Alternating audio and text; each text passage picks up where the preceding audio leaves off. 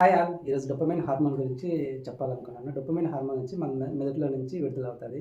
ఈ dopamine hormone ఎక్కువగా విడుదలైందంటే so మనం అప్పుడు ప్లెజర్‌గా ఉండే విషయాలపైన ఎక్కువగా మనం ఫోకస్ చేస్తామన్నమాట. అంటే మొబైల్‌ని ఎక్కువ సమయం గడపడం మొబైల్‌లో, దాంతో పాటు ఒక రీల్ చూసే కొద్దు 15 రీల్, 20 రీల్లు. దీనివల్ల మన టైం మొబైల్ హ్యాండ్ ఓవర్‌లో పోతది. మన హ్యాండ్ ఓవర్‌లో అంటే మనం కాన్షియస్‌గా ఉండమన్నమాట. సో, దీనివల్ల మనము మెయిన్ వచ్చి మనం డ్రగ్స్‌కి అడిక్ట్ కావడం కానీ, స్మోకింగ్‌కి అడిక్ట్ కావడం కానీ, లేదంటే గిన ఆల్కహాల్‌కి అడిక్ట్ కావడం. ఎందుకంటే గిన ఈ డోపమైన్ ఎక్కువ ఉన్నప్పుడు ప్లెజర్ ఉండే విషయాలపైన ఎక్కువగా ఫోకస్ చేస్తామనమాట.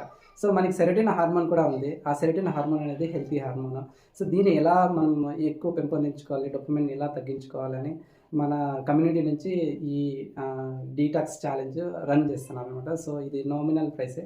సో, మీరందరూ జాయిన్ కాగలరు. దాంతో పాటు మీ యొక్క టైమ్‌ని, మీ యొక్క ప్రొడక్టివిటీని మీ యొక్క చేతుల్లోకి తీసుకో